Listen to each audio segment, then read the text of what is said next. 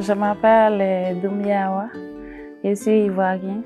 Je suis en France depuis 2017. En Côte d'Ivoire, je faisais la commerce des chaussures, vêtements des femmes. Je faisais les marchés, donc ça marchait bien. Depuis mon arrivée en France, c'est mon premier travail rebelle. Franchement, je trouve que c'est impeccable, c'est chouette. J'ai aimé le travail. Rebelle, c'est une association créée en 2017 qui prépare des confitures et des chutneys à partir de fruits et légumes invendus et anime des ateliers de sensibilisation à la lutte contre le gaspillage alimentaire, et on est basé à Aubervilliers en Seine-Saint-Denis. Rebelle est né d'un double constat. D'abord, le fait qu'il y avait un très fort taux de chômage en Seine-Saint-Denis et un taux de pauvreté qui était quasiment doublé par rapport au reste du territoire français. Et par ailleurs, un autre fléau environnemental, celui-ci, qui est celui du gaspillage alimentaire. En France, il y a 9 millions de tonnes de déchets alimentaires générés par an. Donc voilà, l'idée c'était de pouvoir à la fois allier une action de lutte contre le gaspillage alimentaire et de créer un chantier d'insertion qui permette à des femmes éloignées de l'emploi de retrouver le chemin de l'emploi et trouver une place dans la société et de se sentir bien et à leur place. La cuisine, c'est ma passion aussi parce que j'aime beaucoup cuisiner. Je suis femme au foyer. Quand je suis à la maison, je suis tout le temps dans la cuisine. Je peux faire des heures dans la cuisine. Rebelle ici, ça m'a donné plus d'expérience encore. Puisque je ne savais pas comment on fait des fruits, quand un fruit se gâte.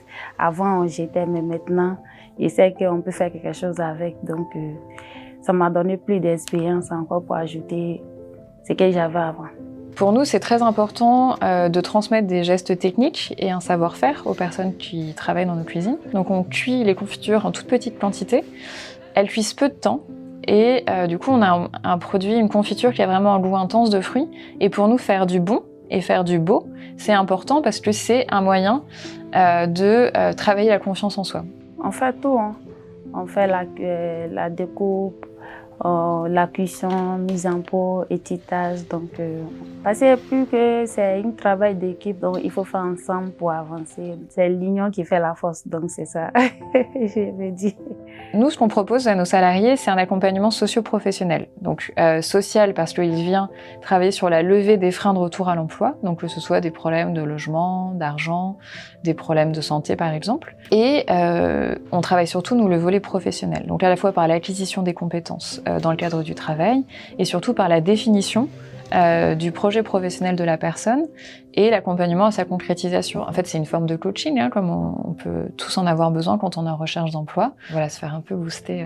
Quand je suis arrivée en France, donc il y avait pas mal de soucis, mais Rebelle, en tout cas, ils m'ont ouvert une porte que je savais pas que j'allais être là-bas. Donc, je vais dire franchement, ça m'a beaucoup aidé. Donc on a commencé avec 3 ou 4 salariés en parcours d'insertion. Aujourd'hui, on en a 15 et l'idée, c'est d'aller plutôt à une vingtaine, entre 20 et 25. Pour nous, l'objectif de ce changement d'échelle, c'est d'augmenter notre impact. Donc notre impact environnemental en transformant plus d'invendus et notre impact social en accompagnant plus de personnes éloignées de l'emploi de Seine-Saint-Denis. Je crois que le rêve d'Awa, c'est de créer son restaurant. Et Awa cuisine divinement bien d'ailleurs, parce qu'elle fait bien les confitures, mais elle fait aussi, elle cuisine aussi de temps en temps. Elle nous fait partager ce qu'elle fait et c'est très très bon. C'est un peu pimenté, mais c'est délicieux. Il va y avoir plat africain, attiéké, surtout attiéké, parce que la Côte d'Ivoire est connue par l'attiéké, non? On va avoir africain, français, africain en même temps. Ouais.